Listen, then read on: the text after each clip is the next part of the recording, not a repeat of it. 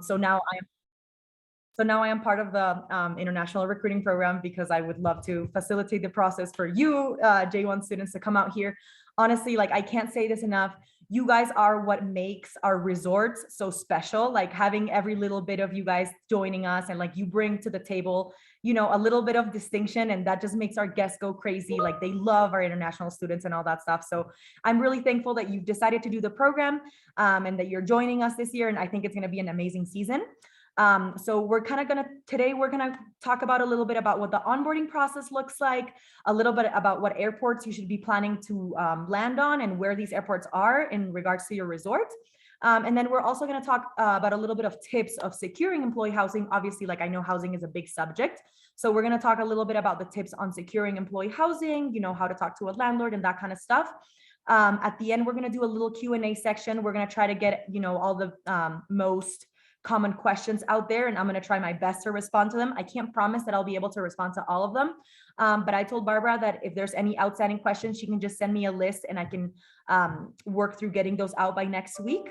But yeah, I'm just going to go ahead and get started. So, all right, perfect. So first of all, onboarding. My team has already started sending out the onboarding emails. So you should already start seeing those pop out. At the end of September, like this week, last week, we've been uploading people into our different resorts. So you should be seeing an email that says like, oh, welcome to Vail, blah, blah, blah. If you have not seen that email and your friends who are going to the same resort as you have already seen it, they already received it, check your spam folder. A lot of the times the emails from Vail go directly to the spam folder. We still don't understand why, but a lot of the AOL emails will go there. So check your spam folders and then just let us know, you received all your documents, but you just have not received any emails from Vail. You can let the international recruiting team know as well. And then a few weeks later, after receiving the onboarding email, we'll have managers reaching out directly. And if they don't, we are going to start providing you guys with their emails so that you can reach out to them with any position-specific questions. There is an email that throws some people off. It's an email that comes with a law violation question that you just need to read the email thoroughly. It's just saying like, hey, have you ever broken the law in the past? Read it carefully, and make sure that you're responding correctly, yes or no. There are some other students that will receive an email to do a background check. This will be specifically for certain positions that are handling a lot of money, like maybe something with rental, retail. If you're cashiering, handling big amounts of money, you might get this background check email. If you're working with children, ski instructor, something like that, you would also receive this email to do your background check. It's really easy. You just have to click on that link and follow the instructions. Just make sure that if that arrives and you receive that, like go ahead and complete it as best as you can so that we can continue moving you forward with the process. All right, perfect. So as you guys know, or you may know, you may not know, we with Vail, we work with 3 different sections of the United States. We do East Coast, we do Central, and we do West Coast. So I just put together some information about our main resorts and where you would be wanting to, what airport you'd be wanting to go to and that kind of stuff. So first of all, for the East Coast, for people going to Mount Snow, there's about 5 different airports that you could go to, but the easiest one, it is a little bit far, but it's going to be the easiest one will be JFK in New York, which would be 219 miles. And that's going to have the most routes to get to Mount Snow. And then Stowe is also in Vermont. You would want to land in the Burlington International Airport, which is 58 miles, or JFK, which is only 25 minutes from Stowe. And then you guys will also have access to this PowerPoint. So you'll be able to see like what the name of the buses are, what the name of the airports are, and all of that stuff. So don't worry about that. Oh, sorry, yes. Just a short interaction. We are looking at a map of round up to Baltimore right now. That's what you mean share right now. Oh, really? Oh, is that where? Oh, sorry. The presentation, yeah. Wrong screen. Okay, let me do new share. Yeah, I don't know why that. There we go. All right, is that better? Yes. Perfect. Awesome. Yeah, there we go. Thank you. That's good. Okay, thank you so much for letting me know. I know I have like so many screens open, and that you will see a map later in one of my slides. But for now, this is the slide that you guys want to see. Perfect. Thanks for letting me know. So, all right. So, Stowe, you would be landing in Burlington or in JFK. Liberty, you can either go to Baltimore or to Washington duals. Each one is going to be, you know, around the same 72 miles or 64 miles, pretty much the same. And then Whitetail, you would be doing an arranged transport with employer. And I'm actually going to reach out to the employer today and ask them to send me some information about when students can start booking their transportation. I just got a hold of the Liberty manager and they sent me some information that I will later send to Use so that she can send to all of you guys about what dates you want to be reserving transport with the employer for Liberty. And then I will do the same for Whitetail, because typically those are some that want to arrange the pickup with the employees.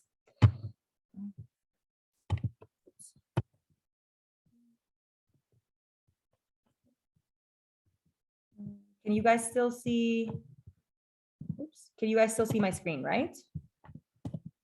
Yes, we can see your screen right now. Yep. It's just not lit. Okay, there we go. All right, I just wasn't able to hit next. Okay, perfect. So then Round Top, another resort that you guys will typically be going to. You can go same Washington duals or Baltimore International, same amount of distance, 72 miles or 64 miles. And then Okemo Mountain, JFK or Boston, it's going to be 30 minutes from Okemo, and you can take the Greyhound bus, which is a bus that basically every place has in the United States. Like a Greyhound bus goes everywhere. So that's a really good bus to be taking and looking at. And then for Hunter Mountain, you would also go to Albany or to JFK. And I'll show you guys the map in a little bit to show you where these places are. All right, perfect. So this is JFK to Mount Snow. So JFK is down in New York. Like I said, it looks a little bit far, but this is going to be the easiest way in the most available times. All right, and then this is JFK to Stowe as well. Stowe is up here in Vermont. JFK is in New York, but close enough. It sounds like a long trip, but it's like resorts are like located far. So typically the airport you're going to land in is going to be a little bit far to the ski resort, but you want to land in one of these big airports because there's going to be, like I said, more, they're going to be cheaper. There's going to be just more time, more flights and stuff like that. So I think it's going to be convenient. And then Burlington to Stowe, way closer. And then we have Washington duals to Liberty Mountain. It's going to be a little bit, hour and a half, not a bad drive at all. Baltimore to Whitetail as well. It's just going to be like about an hour and a half or 2 hours, depending on what route you take. And then Baltimore to Round Top, same, about an hour and a half. You would expect, from the main airport to the ski resort, you would expect a couple hours of travel at least. Some of them are a little bit closer. Sometimes you can get away with just 1 hour. And then JFK and Boston Logan to Okemo. Boston Logan is a little bit closer over here. JFK would be about a 7-hour drive, but you might want to end up buying in JFK because there's more flights, like I said. But Boston Logan is going to be closer. And then Albany to JFK and to Albany and JFK to Hunter. So Hunter Mountain is right here in the middle. Albany is going to be the closer one. But like I said, JFK, huge airport in New York. Only 4 hours is not a bad drive either.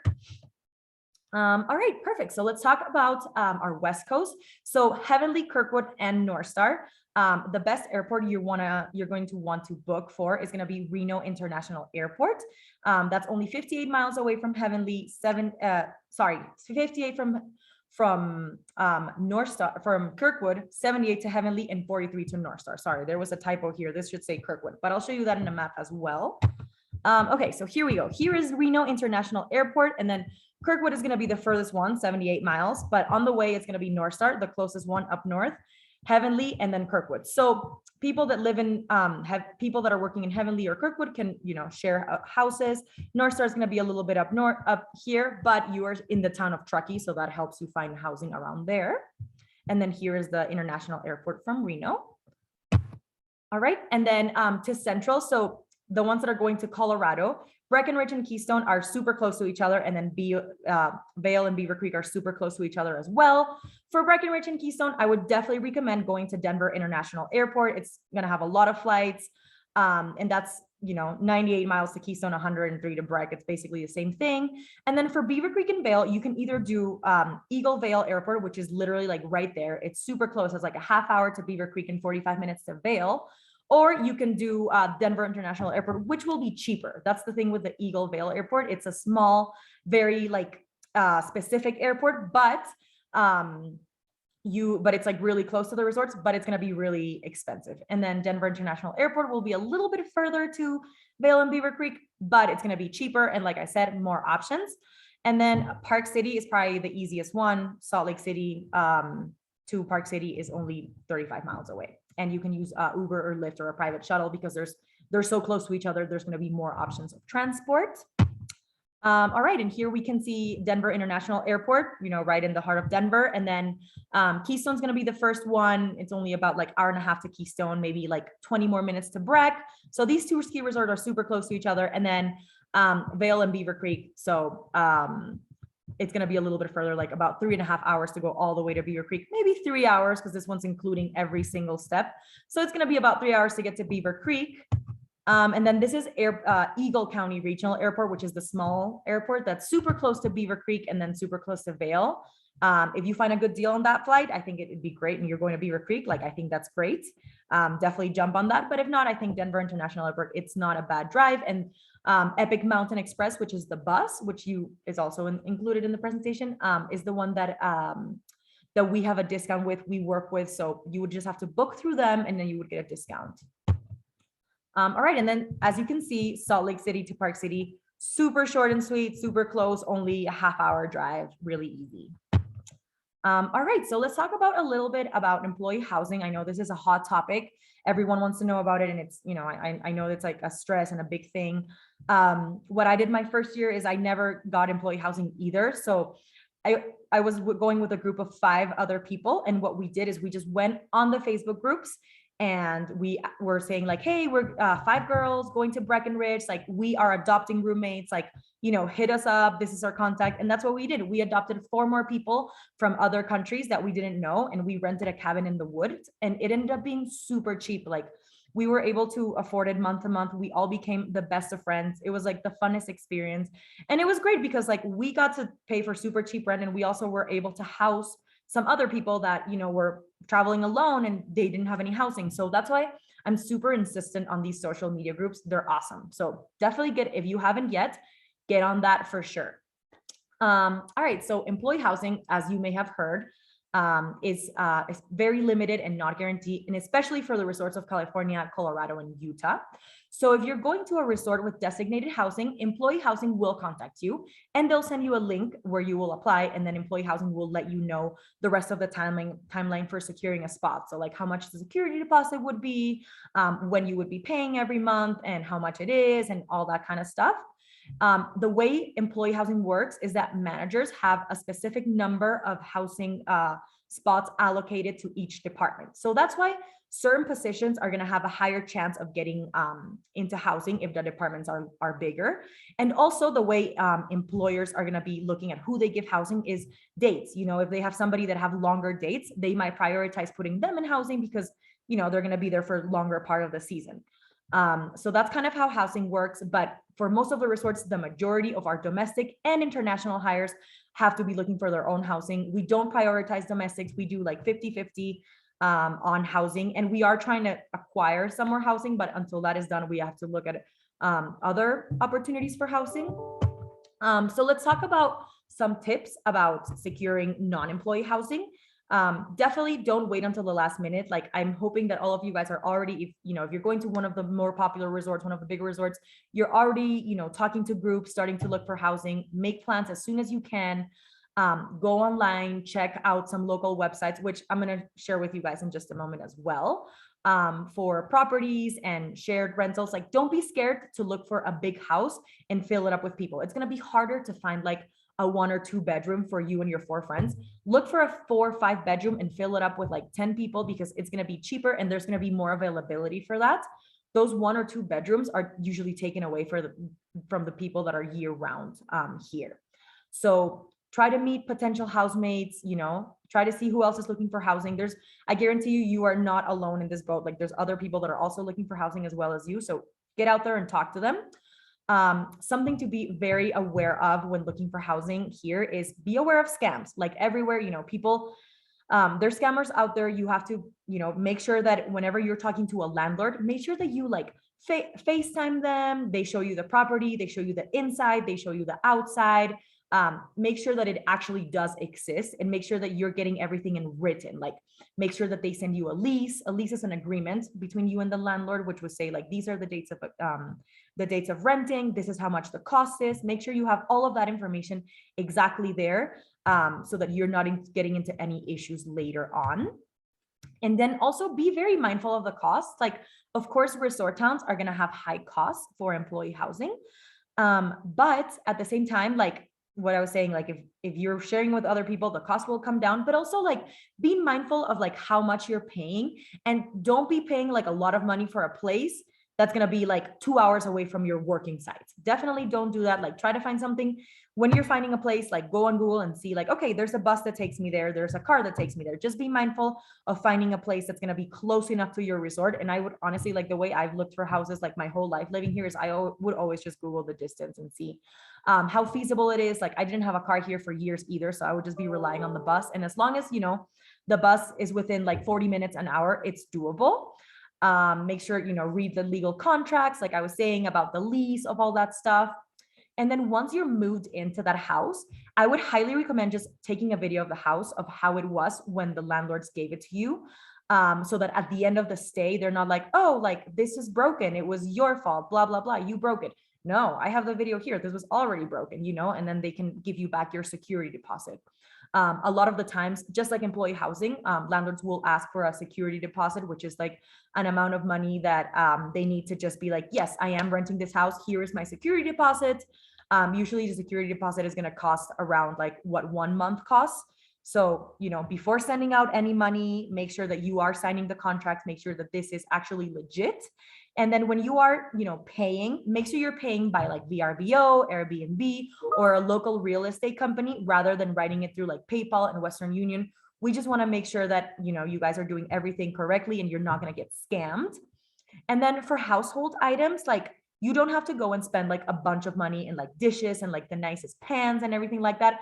Honestly, like I would just go thrift shopping. They have everything there in great conditions, and it's gonna be super cheap. And then also like ask around work. You know, there's a lot of people that are like, hey, like I'm moving and I don't know what to do with all my furniture. I don't know what to do with all my household like my silverware and all my stuff. Like, can I just give it to you? And you'll be like, yes, like I just got into housing. Like I need the silverware. So, you know, definitely there's ways to make it cheap. So you're not spending all that money on that kind of stuff. All right, so some of the things to point out for like the East Coast is Stowe and Mount Snow are a little bit bigger resorts. So they, aside from the employee housing, they have a little bit more options around the resort. So for example, Mount Snow has Deerfield, Dover, Wilmington and Dover are places that are very livable and very close to the resort. So you could find a place near that route. And then they have both Stowe and Mount Snow have really good bus systems. So you don't have to be living exactly within the resort. You can be living in one of the surrounding towns on the resort. And then, you know, take the shuttle. And then Deerfield Valley News is this like a marketplace in Mount Snow. So you should go into that website and see about the seasonal housing there. And check out some local real estate and rentals in the place in Mount Snow, going through that website. And then for Okemo, a lot of the employees live locally, but the employee housing is in Ludlow and Rutland. So if there's no space in those employee housings, and the resort shuttle will go to and from, but there's no spaces in those employee housings, you can look in any of the surrounding towns, which are all going to be under a half-hour drive. The bus might be a little bit longer, but just for a few minutes. All of these, you know, transportations are very doable. All of these buses are doable. So I definitely recommend looking around the surrounding towns. That's also going to make it a little bit cheaper, rather than, you know, if you're living in the direct resort, it might be a little bit more expensive because you're in the ski center, which is where everyone's renting and everyone's living. And then for North Star, there's also surrounding areas, but people prefer to live in Kings Beach. This is a best option for housing. It's only like 6 to 10 miles away from North Star, and it allows really good public access. Truckee, California is right there from North Star. It's like an actual little town. So that's going to offer a lot of more options. And like I was talking about the Greyhound bus before, this is a bus that runs like basically everywhere in the United States. So that one does stops. Amtrak is another big one, another big bus company that you will see there. So Incline Village is also a good side, the side of Nevada, because Lake Tahoe is between California and Nevada. So maybe look at the side of Nevada and see if you can rent a place there. Also, of course, being mindful that the buses and the trains are running through there. Anywhere that you're looking for housing, keep in mind there's buses running through there so that it's not like you're stranded. And then also for Heavenly and Kirkwood, you can work in Heavenly or work in Kirkwood and live together. They're super close to each other. And they're also like in between California and Nevada. So if you look into the side of Nevada, you might find cheaper options for them too. And then Keystone, for the most part, so from all our resorts in Colorado, Keystone has the most employee housing. However, it is not always 100% guarantee. The nice thing about Keystone and Breckenridge is that these are located in Summit County. So it's not only just the ski resorts. Like I live in Summit County, I live in Silverthorne, and it was, just a 20-minute drive to Keystone, 25-minute drive to Breck, very doable. And I'm not dealing with like living in the ski resort, like having all the ski resort traffic, all that stuff. It's kind of nice being kind of away of the center, and it's, very doable doing that transport. And it's just nice living in a little mountain town that has like, outlets and movie theaters and stuff like that. So that's the nice thing about Summit County. It's all very connected. Like Silverthorne takes the bus to Dillon, takes the bus to Frisco, takes the bus to Breckenridge, everything is a bus right away if you're in Summit County. So with housing there, looking for a place, all the transport's really easy. And then, so yeah, that's the same for Breckenridge and Keystone. And then it's going to be a similar situation for Vail and Beaver Creek. These two are located very close to each other. So, people, if you have friends that are going to Vail, you can live, and you're going to Beaver Creek, you can easily live with them and vice versa. I would definitely suggest looking in the county of Eagle, just like there's Summit County, there's Eagle County, which is a very similar situation, not necessarily just the ski resort, but also like surrounding towns around it. And this is especially the places where you want to be looking at like 4 or 5 bedrooms, because there's the big homes that rent them out for the holiday season, which is specifically the season that you guys are coming out for. So that's kind of how that looks like over there. And then for Park City, employees can opt to live in one of the towns surrounding Park City. There's multiple small towns around it. And so Salt Lake City, for example, to Park City, it's just like 30-40 minutes by car, an hour and 29 from public transport, which might be a little bit further, but there's other towns in between that you can live in. And I went ahead and added some websites that I've used in the past and I found really helpful that I think that you guys should be looking into and making reservations, talking to some landlords over there. And then they usually are good about like having photos and like saying where the location is and like rules of the house, no pets, no parties, etc. All right, so for the next steps, I know that you guys are familiar with international recruiting at Vail Resorts. So if you have any general questions about employment or about onboarding or not arriving or anything like that, you can go ahead and email us there. And then if it's something that we need to direct you to your manager specifically, we will go ahead and send you the manager's email. And then we are coordinating to have a bigger, more specific job fair in November, in which we want to probably do something more like resort to resort. In this case, we will be talking more about like the perks and benefits, what to pack, like what to expect when you arrive, where to go, and all that kind of things. So just keep an eye out for your email and for announcements on when that's going to happen. We are trying to have one in person, but if we can't, we will have one virtually. And well, thank you so much. And I will pass it on to Barbara to see what kind of questions I can help answer. Thank you, Luciana. Thank you so much. That was very helpful. I do see some questions. So I know that you have already touched on some of this, but we'll just clarify just to make sure that everybody understands. So a lot of the students are asking, I haven't received that email yet. And I think we should clarify that not all the emails have been sent out yet, right? We have been uploading we've been uploading mountain by mountain alphabetical order. So like add, attach, would, ABC. However, there's some students that we were missing start dates, end dates, and emails. So this is the first round of uploads. I think my teams are still, they just started uploading Brown Top. This is the first round of uploads, but we will be having more like second and third rounds. In which the people that we didn't have their emails or their dates will just go back, look for emails, look for dates, and upload them. So don't get scared. Like they're just now starting to come out, like I would say, beginning middle of October if you haven't gotten an onboarding email or anything like that, reach out to us. And then we might have, like there's going to be a reason why we didn't upload it, but we can, it's very easy. It takes 2 seconds to upload someone. But yeah, if all the information or like the email is incorrect or something, you might have gotten skipped, but it's not like we forgot about you. So don't worry about that. Okay, all right. So if you haven't received an email from Vail yet, don't panic. They are not done yet with that process. So they will continue to send those emails in the next following days and weeks. So keep an eye on your email address, on your spam folder. And as soon as you receive that email, go ahead and follow the instructions to complete your profile. And if you receive a background check email, do that as well as soon as possible. Okay, and I have a lot of questions about housing. So as you mentioned, some of the students will be getting an email to apply to housing, right? Correct. However, in the meantime, they should try to find their own housing unless they're going to Whitetail, Liberty, or Round Top, correct? Correct, exactly. So for Whitetail, Liberty, and Round Top, like those resorts more specifically, like housing is usually guaranteed because they're kind of in the middle of nowhere. However, for other resorts that are a little bit bigger, there's like towns. With that being said, everybody is in a wait list. Like all of you guys are on a wait list right now. So there might be a thing that like, oh, like the manager's like, oh, actually I had like 10 internationals and 10 domestics. Like 5 of my domestics fell through. Like I have some space for more internationals. So you would get an email like, hey, by the way, a bed just opened up. But like I said, because housing, is so limited, I definitely suggest looking for housing starting now.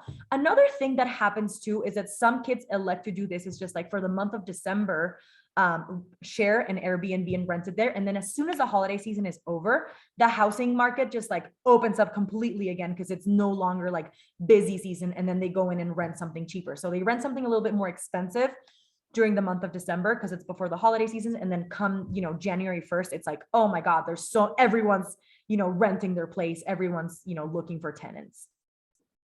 Okay. All right. So anyways, they are going to receive that first email from Vail before even receiving the email from housing. So if you haven't even received the first email, then, the email about housing comes after the first one. So patience is required for this part of the process, but Vail is working on this right now.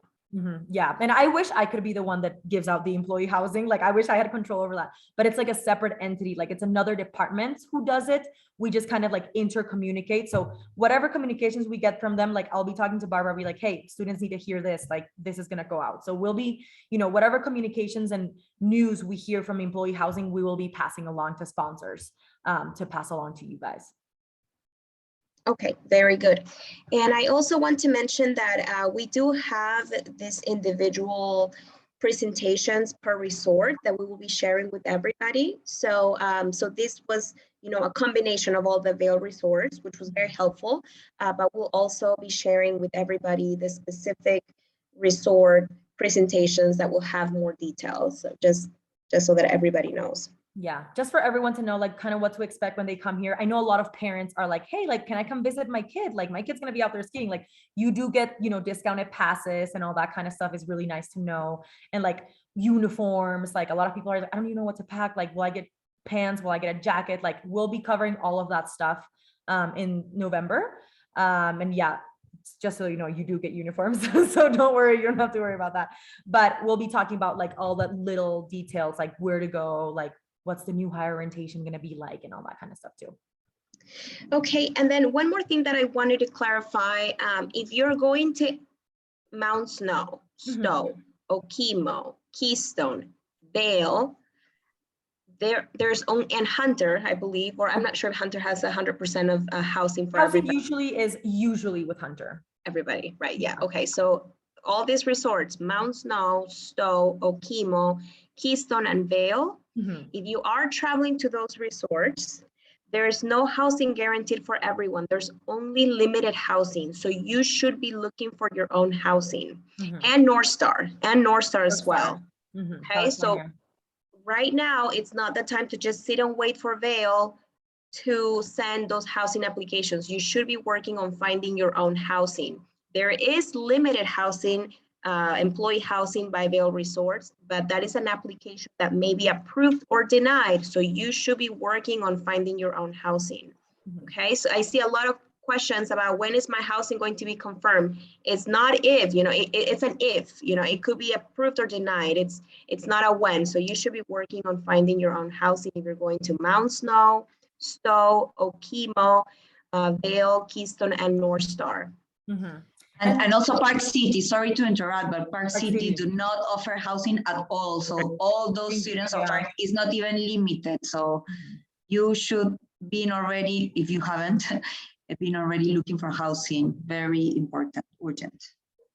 Yes, that was going to be my next one. Park City does not offer housing at all. So in that case, you will not receive any housing applications. If you're going to Park City Mount Resort, you need to find your own housing. There is no employee housing in that situation. Get on those Facebook groups, because everyone that I know, like from other years and stuff, they all find their roommates like on those groups. Like they're so helpful. Perfect. All right, let's see if there's any other questions. There are questions regarding if they can choose who to leave. I think that this. Thank you. That is a really good question, Pia. So if you were to get that email for employee housing, usually the employee housing tries to group the students together, because, you know, that is going to avoid, there's so many like, I don't like my roommate, I want to switch. Like, so grouping you guys together with your friends is going to make it so much easier for everybody else.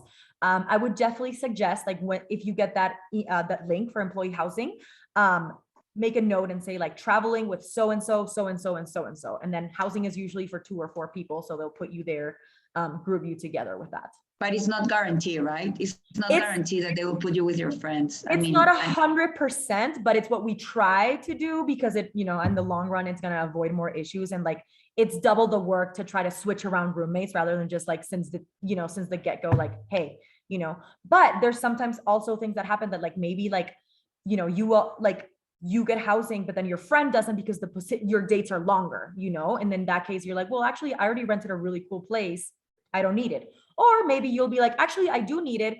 Hey, so-and-so, you had a brother that's still looking for housing. I rented a house, I'm not going to need it anymore. Like, there's always room to fill it, you know, like if you already rented a place and you don't need it anymore, like somebody will rent it for you, guaranteed. But maybe you choose to stay there, you know, like you elect to just, hey, I already found a place, like this is great, you know. And there's also another question that I think it's a good one. If my friend gets housing, employee housing from Vail, can I stay with them? And the answer, I think it's definitely no, right? not squats. Yeah, we don't, because that will get your friend into trouble. That'll get you into trouble. You could both get fired. Like, there's no squatting. Yeah. Si es que si tú no te asignaron el housing, a tu amigo sí, tu amigo se puede quedar, tú no te puedes quedar en un housing si es que no te lo han asignado a ti. Yeah. Fun fact, I did that one year. I did that in my first year, and I squatted out of my boyfriend's, and I got into so much trouble, and it was very embarrassing. So you don't want to do that. There are some questions regarding change dates, but I think that we're looking into that internally, Barbara, or yeah, I mean, I can share some insight on that. So for dates that are changing, we want you guys to be aware, like we want this program to be like at least 3 months long. So like if your dates are like within the 3 months, it's totally fine. The change of dates that sometimes we won't accept if it's like Christmas, you know, starting in Christmas, that's kind of a little bit late. Like, especially like you want to start like December 25th and come back March 5th, like that's too short. That's like cuts it off too much. So that's the kind of dates that we're like, we can't really take those because it's too short. But if they fall within the 3 dates, like we 100% understand, like we want you guys to go back to school and, you know, make it on time, as long as it's within the 3 months, maybe like a week or so in between. Like, I mean, I'm not going to get super strict if like your start date is December 15th and you want to come back March 13th, like, no, that's totally fine.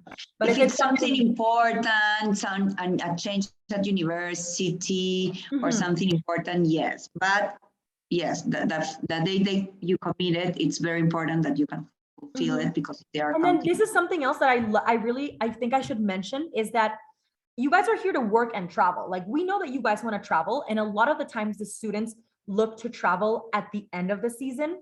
I would definitely recommend for you guys and for us, it's talk to your managers and look into traveling in January and February. Those are usually the times that are slower, you know, like you come to the resort, you start training at the middle of December, and then it gets crazy for Christmas and New Year's, and it's like nonstop crazy.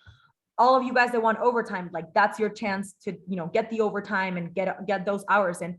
However, there's like a little bit of a slowdown at the end, like, you know, at the beginning of January. So talk to your manager, be like, hey, me and my friends want to do a trip to Vegas. We want to go there for 5 days. Like, can I take off like January 10th through January 15th? Chances are they're going to be like, yes, please. Like, we don't have that much business right now. Like, go ahead and take off. That's going to be way more convenient rather than in March when it's spring break and it's the busiest time of the season. Like, where my whole team's hands-on, like I'm operating lifts, I'm cleaning, you know, I'm parking cars, I'm shoveling snow. Like, it's all hands-on because we're so busy. Your manager is going to be way more grateful if you take the time off during the middle of the season rather than everybody take their time off during spring break, which is March. And then also for you guys, like in March, the whole United States is on vacation. It's spring break. Plane tickets are going to be expensive. Hotel rooms are going to be expensive. So I definitely suggest like look into, like, I had a friend that would come every year and then there'd be like a week in January that she was like, okay, I'm going to go to Florida and go to the beach. Like, I've been here for a month and a half. Like, I'm sick of the snow. I'm going to break my trip in half, go to Florida, lay on the beach for a week, and then come back and continue my season. So a lot of people do that. So I think for it's, if you want to make trips with your friends and stuff like that, definitely look into doing them like mid-season rather than like all the trips at the end and then cutting your season short. And also like the end date that you're giving your manager ideally is the end date that you will be doing. So take those trips before and then finish well with your manager so that there's a chance for you to come back next year. All right, sounds good. Let's see. I see a question here about the Facebook groups. So USE plans these Facebook groups for different areas or resorts. And what we've done is we've sent out those invitations to your emails. So the emails that you have provided in your USE account, that's where you will find the invitation to the Facebook group. And go ahead and join the Facebook group as soon as possible, because that way you'll be able to talk to your coworkers and, you know, your future roommates, possible roommates. So definitely join the Facebook groups and start looking for housing together. You'll have a higher chance of finding housing if you are with a group. And that eases the stress too. You know, you're like, hey, you're going to work in this restaurant. Oh my God, me too. Is your manager so-and-so? Yes. Awesome. Perfect. Like, hey, super, this day is super cheap plane tickets. Like, everyone go buy plane tickets. So those groups are really, really good. Perfect. All right. I see lots of questions regarding housing. And as Luciana explained, you know, if you're going to Mount Snow, Stowe, Okemo, North Star, Vail, and Keystone, there is only limited housing. Okay, so employee housing is not guaranteed for everybody. If you're going to one of those resorts, you need to be looking for your own housing and do not wait for Vail. Because if you wait for Vail and your application is denied, then you won't have housing and you would have wasted all this time. So go ahead and look for your own housing if you're going to those resorts. In the case of Park City Mountain Resort, there is no employee housing offered. So on that case, don't even wait for an application. You should find your own housing. You need to find your own housing. If you're going to Liberty, Round Top, or Whitetail, and Hunter, in those cases, there is housing for everybody. So in that case, it's just a matter of waiting for the application, but you will have housing if you're going to Liberty, Round Top, Whitetail, or Hunter. I see a question here. I'm going to Liberty. Should I start looking for housing? No, in that case, Liberty, there is housing for everybody. So don't look for housing in that situation. All right, let's see if there are any new questions. Okay, all right, well, I think that's all. Thank you so much, Luciana, for your help. We'll go ahead and start planning the individual resource orientations in November. I think that will be helpful as well. Yes, and I'll be sending you like, as you know, my rough drafts, like this is what I'm thinking of the PowerPoint, like what do you think? So get some like insight on you guys too. Sure, perfect. All right, well, thank you guys. Thank you, everybody. All right, thank you guys so much. It was really nice, you know, doing this, and I appreciate everyone for taking the time. All right, thank you. Have a great day. Have a great day. Thank you.